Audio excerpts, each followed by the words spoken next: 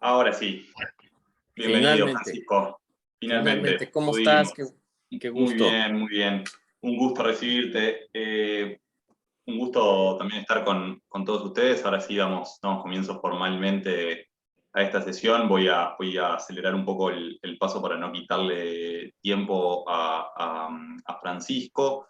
En nombre de la Universidad Católica, en nombre en concreto de la licenciatura en comunicación como su director, les agradezco muchísimo la presencia, tanto física ahí en los salones de la universidad, a los estudiantes de esta clase de periodismo, a los docentes que nos reciben, a Iván Kirichenko y a Gonzalo Charquero, y también la presencia de el asesor principal de la OEA, y del secretario general y consejero estratégico para el desarrollo organizacional Luis Porto, y de la representante de la OEA en Uruguay, Claudia Barrientos, que están también ahí presente, y también la presencia virtual de Nicolás Albertoni, que nos acompaña como organizador y estar ayudándonos en el desarrollo, digamos, de este ciclo de conferencias que empezó el lunes, que siguió ayer con una actividad presencial ahí también en los salones de la universidad con Porto, y que sigue hoy, el jueves y el viernes con 3 charlas más. Eh, para mí, como les decía, es un gusto recibir a Francisco. Nosotros decidimos que esta charla sobre democracia esté alojada, digamos, en una clase de periodismo, porque entendemos que para el aporte hacia la formación de ustedes, de los estudiantes de periodismo, entender conceptos de democracia y entender cómo funciona la democracia en la región es sumamente importante para vuestra formación, y también porque consideramos que el periodismo es parte clave del desarrollo de la democracia de los países. En los países donde hay periodismo fuerte, hay democracias también fuertes, y en ese sentido consideramos que es sumamente importante en ese sentido que la formación de los estudiantes y de ustedes, que en el día de mañana, muy pronto, van a ser periodistas y van a estar en las redacciones de diarios, de radios, de canales de televisión, de medios digitales, tener una sólida formación y entender cómo funcionan las democracias de los países es fundamental. Y por eso es un gusto recibir a Guerrero. Francisco Guerrero lo presento brevemente, es doctor en Relaciones Internacionales y maestro en Análisis de Conflictos Internacionales, ambos por la Universidad Kent en Cambridge, en Inglaterra, y licenciado en Derecho por la UNAM. Es experto en asuntos electorales, políticas públicas, relaciones internacionales, democracia y transición política, gobierno y transparencia. Cuenta con una amplia trayectoria en el sector público, entre ellos ex consejero electoral del IFE en México. Investigador visitante, coordinador académico y docente en centros de estudios de varios países. Es autor de diversos artículos y publicaciones sobre democracias y asuntos electorales. Actualmente es secretario para el fortalecimiento de la democracia de la OEA. Francisco, adelante. Muchas gracias por estar. Te agradezco mucho, Gonzalo, la presentación y evidentemente me siento muy honrado de ser parte de este encuentro con la Universidad Católica del Uruguay, con quien además nos une un gran compromiso con la libertad y con pues lo que es la democracia en términos generales. Además, decir que Uruguay, junto a Costa Rica, ocupa, yo diría que la tabla alta en materia de aprecio por la democracia y de funcionamiento también de la democracia. También quiero agradecer a Claudia Barrientos la posibilidad de estar acá en esta actividad. Y como yo también soy profesor universitario, pues voy a tratar de no solo hablar de la democracia desde una perspectiva abstracta, sino tratar de compartir con los estudiantes el momento tan difícil que estamos viviendo, que es un momento donde evidentemente la pandemia pues ha pasado a ocupar el lugar fundamental en el análisis de los políticos, de los medios y en general de todos aquellos que estamos interesados en los asuntos sociales. La primera cosa que diría es que hablar de democracia nos ubica, nos convoca a reconocer los avances, analizar los desafíos y sobre todo a ver cómo podemos como generación, sobre todo las generaciones más nuevas, cómo pueden enfrentar esto en el marco de esta crisis mundial. Y quiero empezar por este concepto. Estamos viviendo una crisis mundial sin precedentes, es una crisis integral, es decir, abarca todos los aspectos de la vida humana, es multidimensional, se da en la economía, se da en la política, se da en la sociedad y evidentemente es también una crisis sanitaria. La crisis sanitaria ha derivado también en una crisis económica y obviamente los impactos sociales también son importantes. Alcanzo a ver al fondo del salón a don Luis Porto, ¿sí es él? Querido Luis, saludos. Sí me logré despertar a estas horas de la madrugada en Washington, acá estoy. Es importante decir también que en pocos meses el COVID-19 se ha transformado en una pandemia mundial que incluso ha cambiado la forma en que nos relacionamos los seres humanos. La pandemia se sigue extendiendo por todo el planeta y a mediados de noviembre del año 2021 ya tenemos más de 253 millones de contagiados, son más de 5.1 millones de fallecidos. Ahí me quiero detener un segundo. Ustedes imaginen el impacto que tiene en la vida social, en la vida comunitaria, que súbitamente más de 5 millones de personas hayan fallecido en este periodo.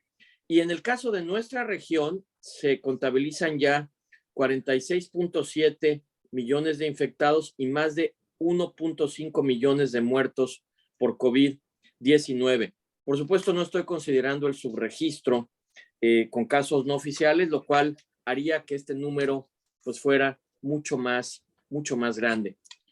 Ante este escenario de virus y de muerte nunca antes vista en el último siglo, ha hecho que el COVID-19 ponga a prueba la resiliencia, esa palabra es muy americana, yo le llamaría más bien la resistencia de los sistemas democráticos y de la región en el mundo.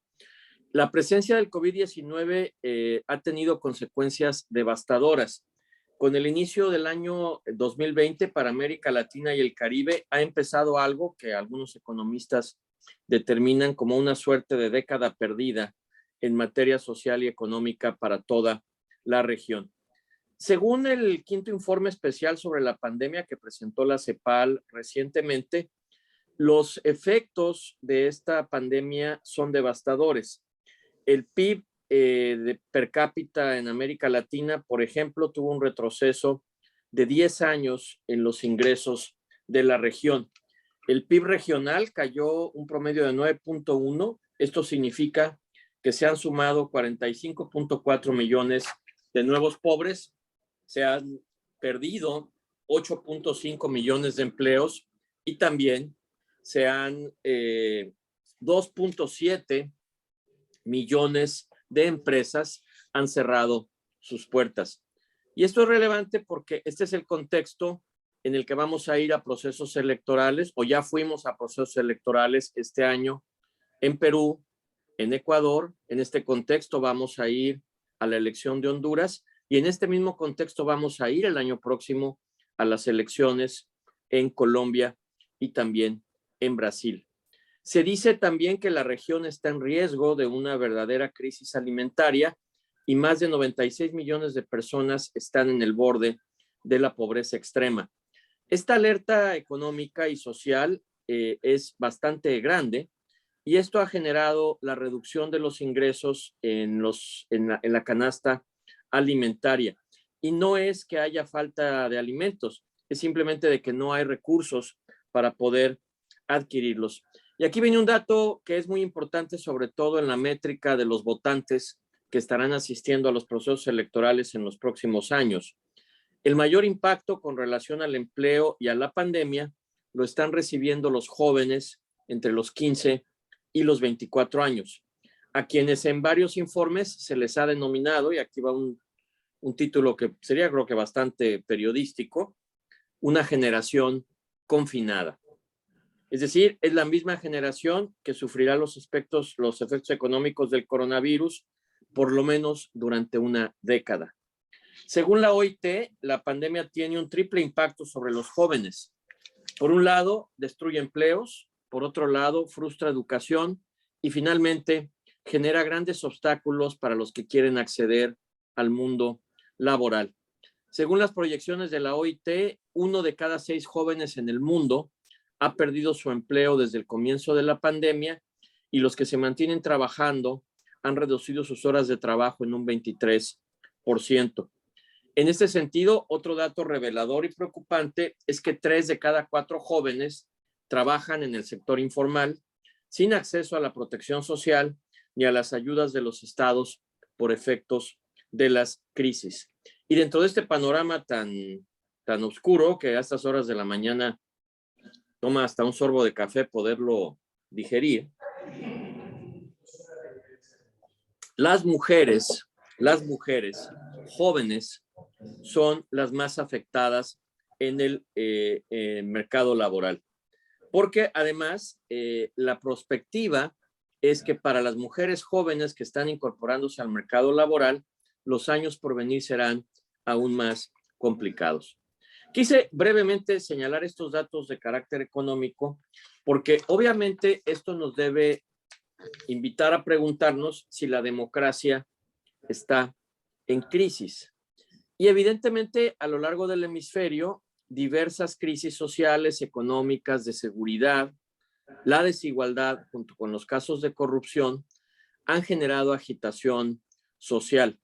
Esto hace que muchos ciudadanos se sientan cada vez más decepcionados con el statu quo y crezcan las dudas sobre si la democracia representativa tiene la capacidad de poder cumplir o de mejorar la vida de las personas, es decir, la vida cotidiana. Es importante decir que a pesar de las limitaciones y los descalabros, la democracia continúa ampliando su alcance en todo el mundo y el número de democracias, por lo menos desde el punto de vista formal, sigue aumentando. Más de 4 billones de personas viven ahora en alguna modalidad de democracia. Sin embargo, también existen señales preocupantes de erosión democrática, como la pérdida de la calidad en el ejercicio público y las enormes dificultades para cumplir expectativas de los ciudadanos. Es decir, entre lo que se promete en la campaña y se puede conseguir o se puede lograr en el ejercicio del gobierno, se encuentra un número brutal de ciudadanos insatisfechos con las demandas, desencantados con este esquema de desigualdad y también en muchas ocasiones movilizados multitudinariamente a través de las redes sociales. No es el motivo de esta conversación, pero las redes sociales ocupan, por supuesto, un espacio de agitación social muy importante porque además son una ventana de crítica política que es muy relevante. Quiero referirme ahora a algunos datos del último Latinobarómetro, del 2021, porque creo que nos dan alguna idea de cómo están viendo los ciudadanos en el continente, cómo se ven a sí mismos en este esquema de la democracia. El Latinobarómetro ratifica que sí estamos en crisis, estamos en una crisis de valores democráticos, aunque esta edición, la del 2021, registra una leve mejoría. Todavía menos de la mitad de los latinoamericanos apoya la democracia. Hay un 13% que apoya el autoritarismo y un 27% que le es completamente indiferente. Es decir, entre quienes apoyan el autoritarismo y a quienes no les importa, suman más del 40% de los ciudadanos del continente. Solo el 6% dice que en su país hay una democracia plena. La mayor parte de la población declara que la democracia en su país tiene grandes problemas. Y quizá el punto más bajo de aprecio que existe en todo el continente, aquí siempre haré el excepcionalismo de Uruguay y quizá de Costa Rica, me refiero casi virtualmente a todo el continente, es que, por ejemplo, hay muchos países donde el aprecio por la Cámara de Diputados o los senadores no alcanza ni siquiera el 15%. Los partidos políticos se encuentran en la tabla más baja, también entre el 15 y el 20%. Sin embargo, desde 2013 viene subiendo, como condición natural, la insatisfacción de la democracia. Del 51 al 70% en el 2020, después de haber alcanzado el punto más alto de insatisfacción en el 2018 con un 72%.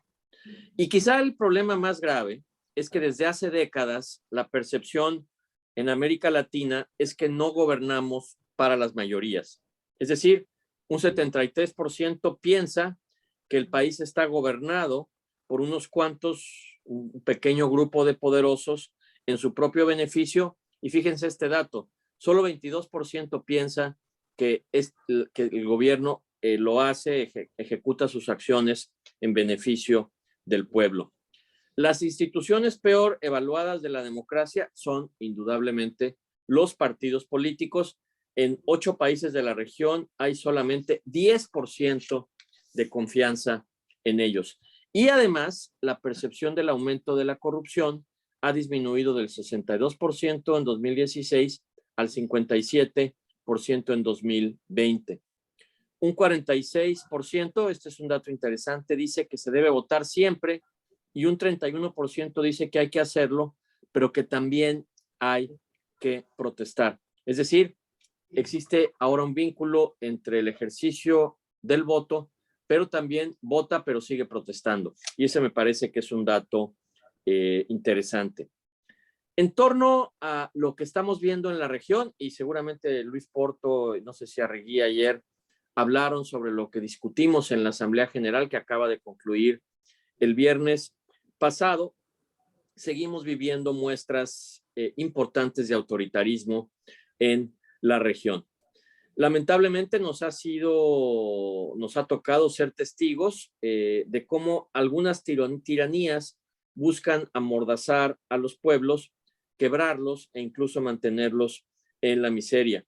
Pareciera que para algunos silenciar a la gente es la forma más fuerte de romper la soberanía.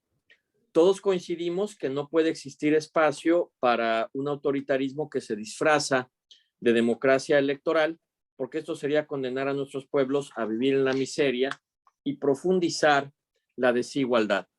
En estos momentos, y mientras estamos hablando, se está discutiendo, ya se discutió la semana pasada y se aprobó una resolución en el caso de Nicaragua que da un plazo hasta el 30 de noviembre para que el Consejo Permanente tome algunas medidas, pero paralelamente ayer la Asamblea Nacional en Nicaragua, controlada totalmente por Daniel Ortega, ha solicitado incluso la posibilidad de renunciar a la Organización de los Estados Americanos. Todavía no hay una decisión por parte del Poder Ejecutivo, pero es claro que el tema de Nicaragua, con todo lo que ha acontecido, con todos los esfuerzos que se hicieron infructuosos, finalmente concluyeron en una elección que tuvo fachada de ser elección democrática, pero que en términos reales no cumplió con los elementos básicos de la Carta Democrática Interamericana.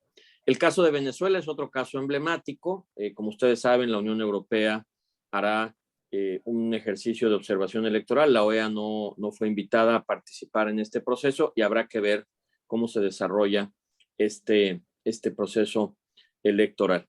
Lo que es un hecho es que es fundamental que los gobiernos mantengan el compromiso político que está contenido en la Carta Democrática Interamericana, que es, digamos, la constitución política del continente, y que básicamente establece cuestiones que quizá para un uruguayo de la generación de ustedes sean ordinarias o normales, que es preservar el balance entre los poderes del Estado, asegurar el ejercicio parlamentario, proteger la continuación de los procesos democráticos, garantizar elecciones ceñidas a elecciones justas, libres y transparentes, el respeto a la libertad de expresión, al derecho a la protesta, es decir, todos los elementos ordinarios de un régimen democrático. Por supuesto que en esta circunstancia hemos tenido que trabajar, y esto me lleva un poco al trabajo que hacemos desde la Secretaría de Fortalecimiento para la Democracia, para mantener vivas nuestras misiones de observación electoral, que son al final del día el mejor instrumento de la Carta Democrática para poder testificar la calidad de los procesos y también acompañar con nuestros informes algunas recomendaciones de cómo pensamos que pueden mejorar los procesos electorales en la región. Durante la pandemia tuvimos que hacer esfuerzos muy severos para poder trasladarnos y para poder viajar durante virtualmente estos 2 años que han sido muy complejos para la vida del continente. Este año, en el marco de la pandemia, se cumplen 20 años de la Carta Democrática Interamericana y esta carta es evidentemente el mejor instrumento que tiene la región para tratar de, como había dicho anteriormente, mantener vivos los principios esenciales de la democracia representativa. Y lo repito y lo reitero porque aunque parecieran ser una lista obligada, no necesariamente son respetados a lo largo del continente. El equilibrio de poderes, la libertad de expresión, la independencia de los órganos electorales, y me refiero con esto a los administrativos y a los jurisdiccionales, el ejercicio generalizado de los derechos humanos. Para que se den una idea, desde 1962 la OEA ha efectuado más de 270 misiones, las cuales se han desplegado en 27 de los 34 estados miembros de la OEA. Por cierto, yo he estado en elecciones en el Uruguay, pero Uruguay es uno de los pocos países también, junto a Argentina, junto a Canadá, que no invita a la OEA o no ha invitado a la OEA a sus procesos electorales, aunque en el caso de Uruguay hay que reconocer, porque yo he estado presente, que ustedes tienen un sistema democrático que en términos generales funciona de manera muy adecuada. Bajo el liderazgo de Luis Almagro, el secretario general de la OEA, en estos últimos 5 años hemos intentado consolidar un buen sistema de observación y cooperación electoral en la misión, y en este contexto, los informes que presentamos y los cuales los invito a que revisen en la página de internet, creo que sobre todo para los periodistas son un punto de información relevante porque traen consigo tanto un diagnóstico del sistema político, pero también todas aquellas mejoras que son necesarias dentro del proceso político. En este momento se encuentra desplegada en Honduras, que será nuestro próximo proceso electoral. Ya la próxima semana, a partir del miércoles, empezaremos a hacer el despliegue. De hecho, ya hemos empezado el despliegue para las elecciones generales del próximo 28 de noviembre. Esta misión estará integrada por más de 80 especialistas que revisan varios aspectos del proceso político en ese país. Durante la pandemia se han realizado 17 misiones electorales y evidentemente pues esto nos ha llevado a ser la organización continental por excelencia que acompaña este tipo de procesos democráticos. Ya les he mencionado la situación en Nicaragua, quizás si tenemos, no sé si vamos a tener un proceso de preguntas y respuestas, ahí quizá podríamos profundizar. Lo que sí es un hecho es que cerramos el año en un ejercicio, en un escenario democrático impactado por la pandemia. ¿Cuál diría yo que es quizá la parte más positiva de la democracia en la pandemia? Lo más importante es que no se interrumpieron los procesos electorales. A pesar de la sana distancia, a pesar de las medidas de distanciamiento físico, a pesar del uso de cubrebocas y de la necesidad sanitaria de imponer restricciones, todos los organismos electorales del continente que tuvieron elecciones llevaron a cabo su proceso electoral.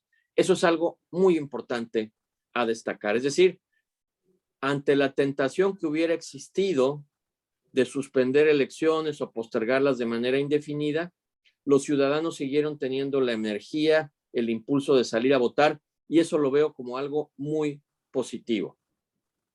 Como algo no tan positivo es que el proceso de polarización política, alimentado sobre todo por las redes, a la luz de las mentiras falsas, a través de las campañas de desinformación, sigue siendo la materia prima fundamental del debate político. Y esto es grave o difícil en medio de la pandemia porque ahora lo que esperaríamos todos es que se comenzaran a discutir los grandes asuntos de la agenda pública que ha traído consigo la pandemia. ¿A qué me refiero? Me refiero a la necesidad de un sistema de salud pública, me refiero a la redistribución del ingreso y la desigualdad, me refiero a los grandes asuntos que la pandemia ha dejado al descubierto y que deberían ser motivo de las campañas electorales. No hemos visto en las campañas electorales, por lo menos en las que yo he podido testificar durante estos últimos 2 años, un cambio sustantivo en la materia que se está discutiendo. Y añadiría, y con esto concluiría, 2 grandes asuntos que desde mi perspectiva siguen ausentes en el debate político y que para esta generación a la que ustedes pertenecen, y en esto incluyo a la generación de mis hijos, son los 2 temas centrales que no están siendo discutidos. El primero es el cambio climático, que es efectivamente quizá el reto generacional más importante que estamos enfrentando, y el segundo es el de la paridad de género, que no sé cómo funcione del todo en Uruguay, pero sí podría decir que en el continente sigue siendo uno de los grandes retos. Ni paridad de género ni cambio climático están siendo discutidos, y donde son discutidos es esencialmente en democracias mucho más evolucionadas. Hay alguna discusión de estos asuntos en los países nórdicos, hay alguna discusión de estos asuntos en algunas democracias desarrolladas, pero por lo menos en América Latina no pareciera ser motivo de gran discusión. Así que yo concluiría diciendo que la democracia, a pesar de todos sus defectos y problemas, sigue viva en el continente, siguen funcionando de alguna suerte los procesos electorales en medio de la pandemia, pero todo esto se da en el marco de una crisis multidimensional por motivo del COVID-19 y también con un proceso brutal de desprestigio tanto de las instituciones electorales, los partidos políticos y la protesta latente que siempre se alimenta desde las redes sociales. Lo dejaría aquí.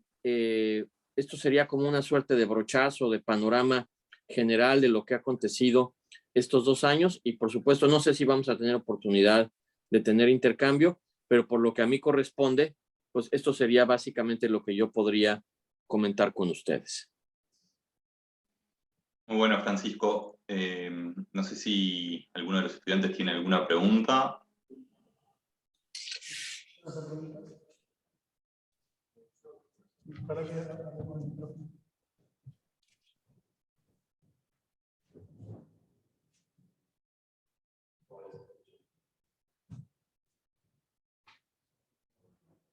No escuchamos. No, no se escucha.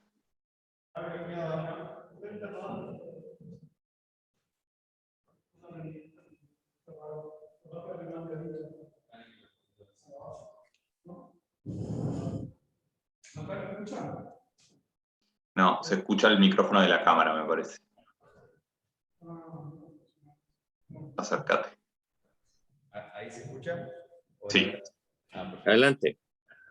Ya que mencionaron el tema bueno, la desinformación, las noticias falsas y demás, me gustaría preguntar qué incidencia tiene ese tema en lo que son las mediciones de los índices bueno, de libertad de expresión y democracia, porque inclusive en un país como Uruguay, que se habla siempre que tiene una democracia plena, también existen estos fenómenos. Me gustaría saber si hay una forma digamos, calificar esto y si tiene una incidencia real en las mediciones. ¿Quieren que vaya respondiendo una a una o tomamos unas 2 o 3? No sé si tienen más. Por ahora Bueno, vamos con esa y... Como este fue el primer valiente que hizo una pregunta, vamos a entrar a esta. Sí creo que tenemos un problema más o menos grave en torno a la métrica del impacto de las campañas de desinformación y de noticias falsas. Los órganos electorales, por ejemplo, pasan mucho tiempo combatiendo las noticias falsas en torno al proceso electoral. Los candidatos pasan mucho tiempo desmintiendo las campañas de difamación, pero en términos generales, salvo algunos datos que nos da Facebook o que eventualmente Google o Twitter comparte con los órganos electorales y los partidos, tenemos que trabajar mucho más en torno a estas cuestiones. Sé que Luis Porto y yo estamos tratando de desarrollar algún tipo de herramienta de medición de noticias falsas y de el impacto que esto tiene en la gobernabilidad a través de alertas tempranas, pero digamos que indicadores internacionales que nos reflejen qué tanto impacto tuvo una noticia falsa o tuvo una campaña de desinformación en el resultado de la elección, eso es algo que todavía está por verse. Yo creo que lo que sí es un hecho, y esto lo digo por experiencia propia, es que yo participé recientemente en una campaña presidencial en el 2018 en mi país, y lo que sí les puedo decir es que en el pasado se medía básicamente las encuestas de opinión, se hacía un tracking diario o semanal del candidato, y ahora se mide el número de menciones en Twitter, se mide el número de menciones en Google, se mide el número de menciones en Facebook, y los estrategas de campaña incluso empiezan a revisar el impacto que tienen estas campañas a través del tracking que hacen tanto en Facebook como en Twitter.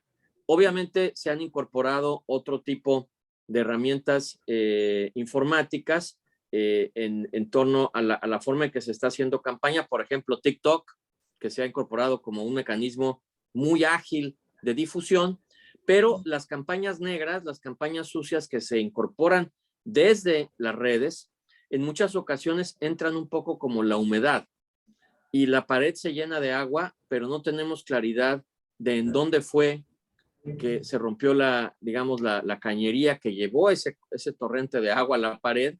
Vemos la pared mojada, pero no sabemos exacto ni el origen ni el financiamiento de estas campañas.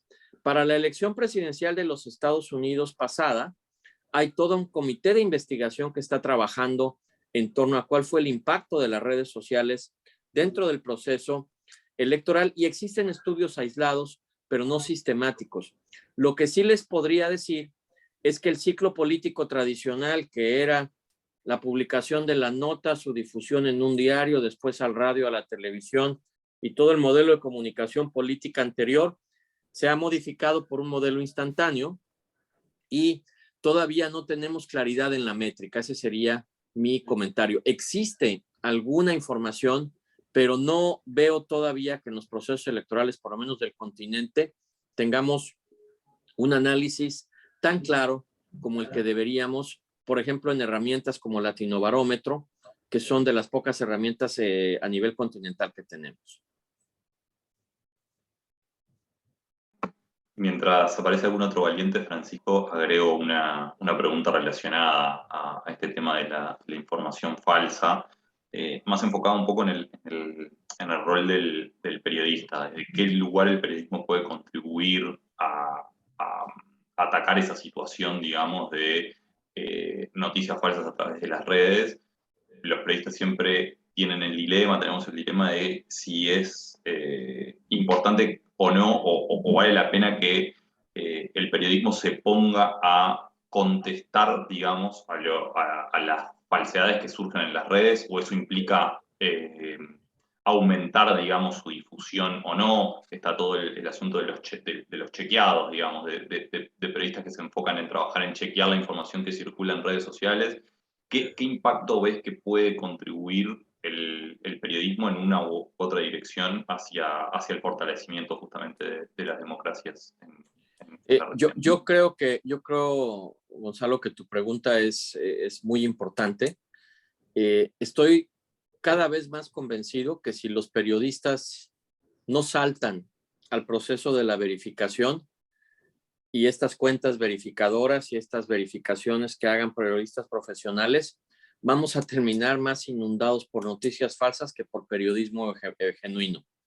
Es decir, la diferencia en el volumen es tan grande ya de noticias falsas en las redes, que es casi, yo diría que ya un deber ético, moral del periodista, dedicar más tiempo al proceso de verificación, particularmente durante las campañas.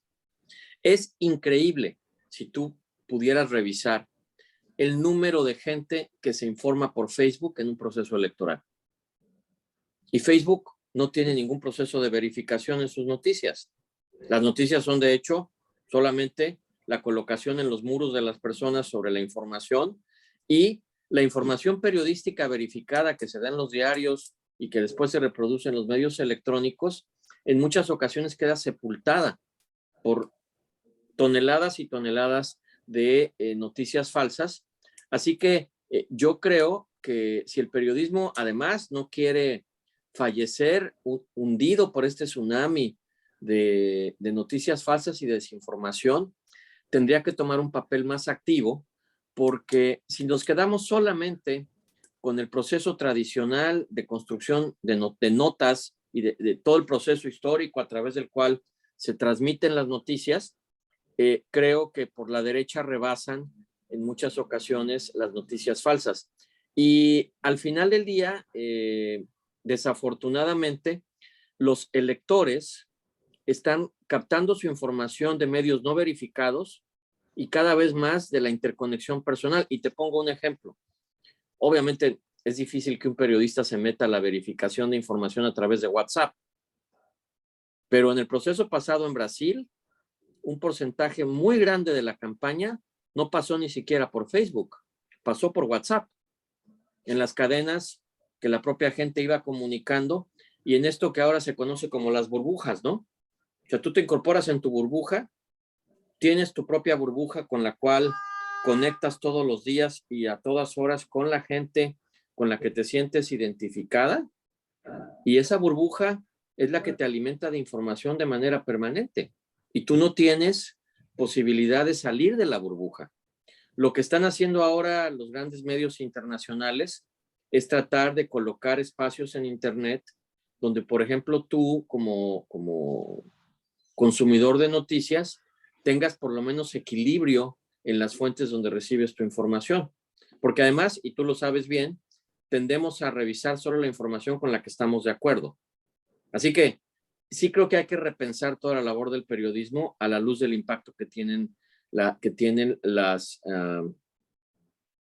redes en las campañas. Y la otra cuestión, que es lo que yo llamo esta creación de los políticos que ahora dicen, no sé si sucede en Uruguay, sucede en muchos países, sucede por lo menos en el mío, cuando a un político se le enfrenta con ciertos datos, el político está tendiendo a decir, es que yo tengo otros datos. Entonces, ¿y cuáles son los otros datos? Si yo te estoy confrontando con los datos de fuentes oficiales, con los datos de investigaciones, no, es que yo tengo otros datos. Y este ejercicio de la realidad alterna, creo que el único verificador que profesionalmente tiene capacidad de enfrentarlo son los periodistas.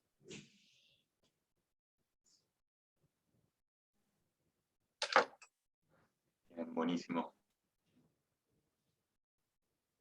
¿Alguna otra consulta desde ahí? Nadie se anima por ahí, yo tengo una. Buenos días, Francisco. La verdad que un gusto escucharte y verte virtualmente, por lo menos, después de tanto tiempo. Yo tengo una pregunta más desde el punto de vista de las relaciones internacionales y quizá más institucionalista. Pero ayer hablaba Luis en profundidad de los pilares de la UEA, y la verdad que recorrimos todo, justamente las raíces, ¿no?, de lo que está haciendo esa visión estratégica de la UEA y los clústeres y demás que nos mostraba Luis. Pero siempre yo creo en este tipo de instituciones, y vaya la UEA con su tradición histórica, una de las más pioneras en el mundo históricas en este sentido, ¿cómo recurrir al tema del enforcement? Porque seguimos viendo las debilidades de la democracia, las debilidades electorales, pero siempre y estamos ante violaciones claras en los derechos humanos en muchos casos. ¿Y dónde está el paso al hablar un poco del enforcement de estos mecanismos, por lo menos hasta en las noticias falsas, en algo más práctico? Porque uno decir, bueno, obligar a que otros países tengan democracia es un poco a veces lejano quizá de estos tiempos, pero sí, por lo menos de estos pilares que destruyen a veces la democracia, por ejemplo, el de las noticias falsas y demás. Entonces, concentrarnos un poquito en eso del enforcement, que sabemos que la UEA en eso está algo limitada, es decir, porque se puede proponer, pero de ahí a obligar a los países que lo hagan se hace complejo, porque si no, y cierro con esto, se da como lo que ha pasado con Venezuela, Nicaragua, un institutional zapping, ¿no? Decir, bueno, si no me gustan estos principios, bueno, busco otros, ¿no? Decir, como diría Groucho Marx, al final del día, estos son mis principios, por si no les gusta, tengo otros. Entonces, ¿dónde está ese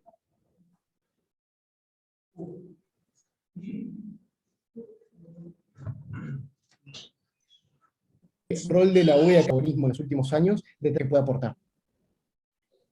Sí. Gracias, Nicolás. Te perdí un poquito al final, pero capté en general lo que estás señalando. A ver, yo creo que lo que tú estás señalando es muy importante. Los organismos internacionales, las Naciones Unidas, la OEA, son tan grandes o tan pequeños de acuerdo a la voluntad de sus partes y a la voluntad política que los países ponen en la discusión de los asuntos. Creo que la Carta Democrática, de manera específica en lo que se refiere al proceso democrático en el continente, es el documento más acabado, donde aparecen los requisitos fundamentales para que los países que quieran ser miembros de la OEA puedan cumplir con sus obligaciones y derechos en materia democrática. ¿Cuáles son? Los que ya mencioné: equilibrio de poderes, organismos electorales autónomos, libertad de expresión, respeto a los derechos humanos. Es decir, este checklist que ya conocemos, que forma parte de los requisitos fundamentales para ser considerado una democracia, tiene también, cumplir con este checklist tiene también impacto para los socios miembros. Por ejemplo, ahora que mencionabas lo que sucedió con Nicaragua, bueno, al final de la votación de Nicaragua, pues hubo 25 países que estimaron que Nicaragua no se cumplió con el proceso democrático. Hubo 7 países que prefirieron abstenerse. Hubo un país que votó en contra, que es el propio país que está en este momento en la picota. Y ahora Nicaragua va a enfrentar la disyuntiva de aceptar la resolución que dé el Consejo Permanente, eventualmente separarse si así lo estimara de acuerdo a su interés nacional, pero después vendrá, Nicolás, el proceso de aislamiento. Y el proceso de aislamiento en una sociedad de pares como es la OEA, donde cada país, independientemente de su tamaño, tiene el mismo voto, lleva a lo que yo llamaría, tú mencionaste el concepto de enforcement, voy a también usar un anglicismo, yo asociaría esto como una suerte de enforcement por peer pressure, es decir, por la presión que te ponen tus similares. Me da la impresión de que los estados que están en este momento siendo más críticos de la OEA o que están atacando a la OEA son aquellos estados que no quieren ceñirse a los principios básicos que están establecidos en la carta. Y la carta, al final, si tú suscribiste esta carta, es porque quieres ser parte de un club de democracias, como sucede en la Unión Europea. Lo estamos viendo en estos momentos con algunos países europeos que han decidido ir por otra ruta y cómo la Unión Europea establece, no, estos son los principios con los que la Unión Europea funciona. En el caso de América, del continente americano, creo que aquellos países que no respetan los derechos humanos, que hacen procesos democráticos que son una simulación o quieren frenar la libre expresión de las personas echando abajo las redes sociales, pues son países que no caben en un club de democracias. Entonces creo que este peer pressure o esta presión de los iguales va a ser fundamental porque, y lo vamos a ver hacia adelante, tú te puedes transformar en tu vecindario en una suerte de paria o en una suerte de sujeto totalmente, yo casi lo equipararía como en un condominio, en un edificio donde viven muchas personas, pues si tú eres el que no paga el mantenimiento, el que grita en las noches, el que no tira la basura, el que no cumple con las reglas, pues evidentemente los que viven contigo te van a empezar a decir, oiga, aquí tenemos un reglamento y tenemos que actuar conforme a este proceso. Pero es difícil porque, como tú bien señalas, se han establecido, digamos que 2 caminos en materia de relaciones internacionales. El camino de las sanciones económicas o comerciales, que sabemos que existen, han existido en el caso de Venezuela, en el caso de Cuba, pero también están otro tipo de sanciones que tienen que ver, por ejemplo, con la permanencia en un grupo económico, Yo lo digo en el caso de mi país, por ejemplo, México, en materia de sus relaciones con Estados Unidos y Canadá, por ser miembros de lo que es NAFTA, pues tiene una serie de obligaciones y de principios que tiene que cumplir.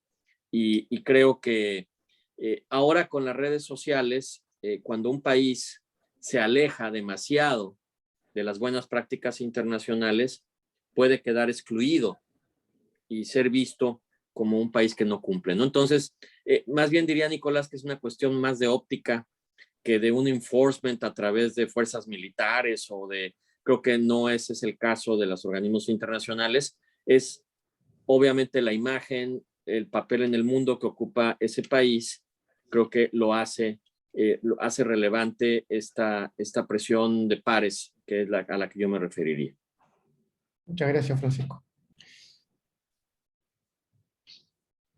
Buenísimo, Francisco. Si no tenemos más preguntas, vamos a ir cerrando por acá y agradecerte enormemente, no solamente por la presencia, sino por el madrugón, porque en DC son 2 horas menos que acá, así que te tocó, obviamente, despertarte muy temprano para poder estar acompañándonos. Así que nada más que agradecimiento.